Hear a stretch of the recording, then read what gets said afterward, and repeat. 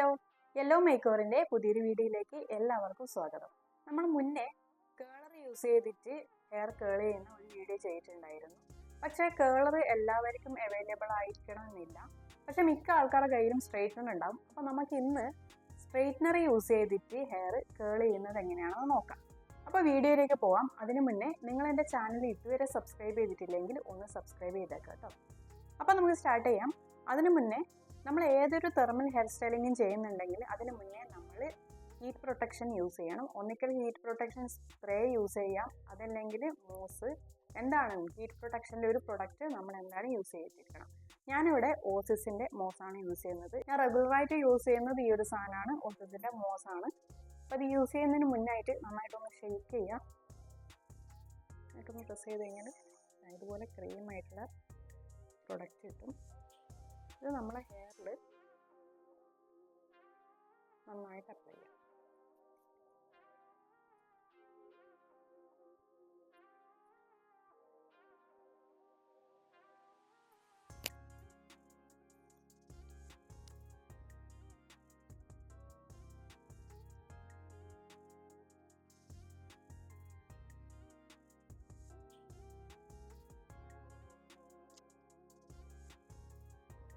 നമുക്ക് നീറ്റായിട്ടൊന്ന് കോംബ് ചെയ്യാം.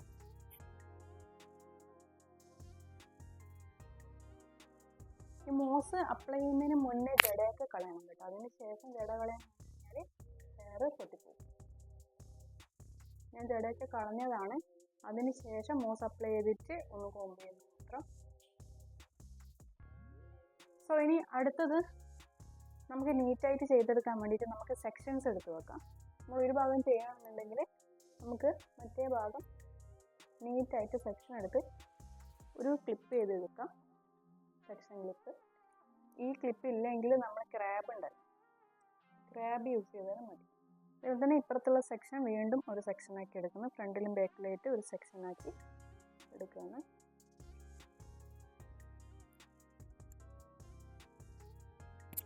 നമുക്ക് ഈ ഒരു പോർഷൻ ഫസ്റ്റ് കേൾ ചെയ്തെടുക്കാം. അപ്പം ഞാൻ യൂസ് ചെയ്യുന്ന സ്ട്രെയിറ്റ്നർ ഇതാണ്. ഇത് എൻ്റെ പേഴ്സണൽ യൂസിന് വാങ്ങിയതാട്ടോ.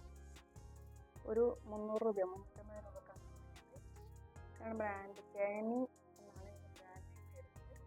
ഇത് ഞാൻ കുറേ വർഷമായി വാങ്ങിയിട്ട്, ഒരു 5 വർഷത്തോളമായിരിക്കും ഈ ഒരു സ്ട്രെയിറ്റ്നർ വാങ്ങിയിട്ട്. ഇതിന് നമ്മൾ ടെമ്പറേച്ചർ അഡ്ജസ്റ്റ് ചെയ്യേണ്ട പ്രോബില്ല കേട്ടോ. ഒരു ഓൺ ഓഫ് ബട്ടൺ മാത്രമേ ഉള്ളൂ. അപ്പോൾ ടെമ്പറേച്ചർ അഡ്ജസ്റ്റ് ചെയ്യാനുള്ള ബട്ടൺ ഇല്ലാത്ത സാധനങ്ങൾ യൂസ് ചെയ്യുമ്പോൾ ഒന്ന് ശ്രദ്ധിക്കണം. ഇടയ്ക്കൊന്ന് ഓഫ് ചെയ്തിട്ടിട്ടൊക്കെ യൂസ് ചെയ്യാൻ ശ്രമിക്കുക, അല്ലെങ്കിൽ ഹീറ്റ് കൂടിപ്പോകും. സോ സ്റ്റാർട്ട് ചെയ്യാം. നമുക്ക് ഫസ്റ്റ് ഈ ഒരു സെക്ഷനിൽ നിന്ന് ചെറിയൊരു സെക്ഷൻ നീറ്റായിട്ട് എടുക്കാം.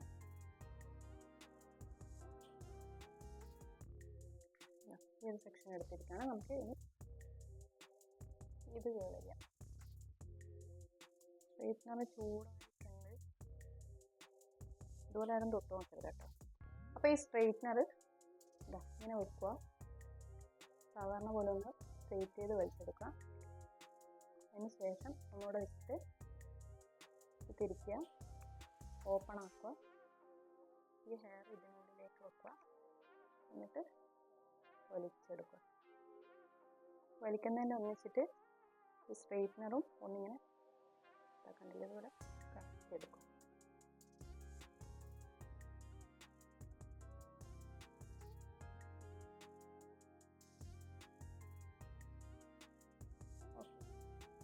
കേള് നീറ്റായിട്ടില്ല, അത് അടുത്ത് ചെയ്യുമ്പോൾ ശരിയാക്കും.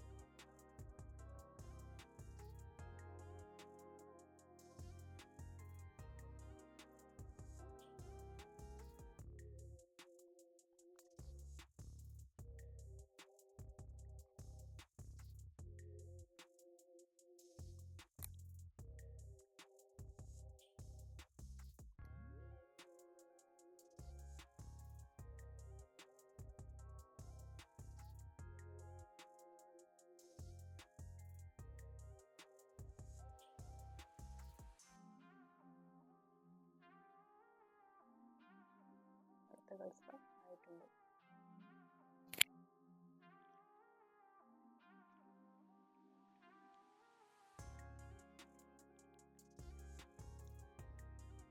എൻ്റേത് ഭയങ്കര ചെറിയ തിന്നായിട്ടുള്ള സ്ട്രൈറ്റ്നർ കേട്ടോ. അപ്പോൾ നമുക്ക് എടുക്കുന്ന സെക്ഷനും അതേപോലെ ചെറുതായിരിക്കണം. അപ്പോൾ കേൾസ് കണ്ടില്ലേ? അപ്പോൾ ഞാനിത് കംപ്ലീറ്റ് ആയിട്ട് ഒന്ന് കേൾ ചെയ്ത് കേട്ടോ. ഓക്കെ, അപ്പോൾ നമ്മൾ ഒരു സൈഡ് കംപ്ലീറ്റ് ചെയ്തിട്ടുണ്ട്.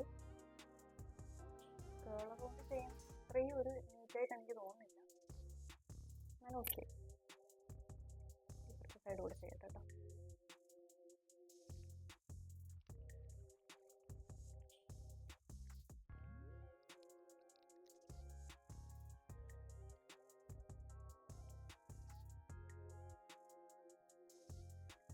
കേളിങ് കംപ്ലീറ്റ് ആയിട്ടുണ്ട്.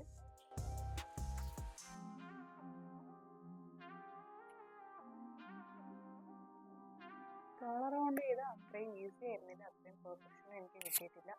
ഒന്നാമത്തത് എൻ്റെ സ്ട്രെയിറ്റ്നർ എന്ന് വെച്ച് കഴിഞ്ഞാൽ ഒരു പ്രൊഫഷണൽ സ്ട്രെയിറ്റ്നർ ഒന്നല്ല. അതായത് പുറമേ ഇവിടെയൊക്കെ തൊടുന്ന സമയത്ത് ചൂടാകുന്നുണ്ട്. അപ്പോൾ നമുക്ക് കൈയൊക്കെ പൊള്ളി കൊണ്ടുപോകാൻ നമ്മൾ യൂസ് ചെയ്യുന്ന ടൂൾസ് എത്രത്തോളം പെർഫെക്റ്റ് ആണ് അത്രത്തോളം ഈസി ആയിട്ടും പെർഫെക്റ്റ് ആയിട്ടും നമുക്ക് വർക്ക് ചെയ്യാൻ കഴിയും.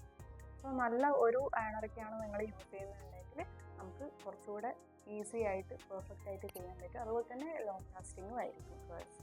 സോ ഇന്നത്തെ വീഡിയോ ഇത്രയേ ഉള്ളൂ. അടുത്തൊരു വീഡിയോ ആയിട്ട് വീണ്ടും കാണാം. അതുവരെ ബൈ.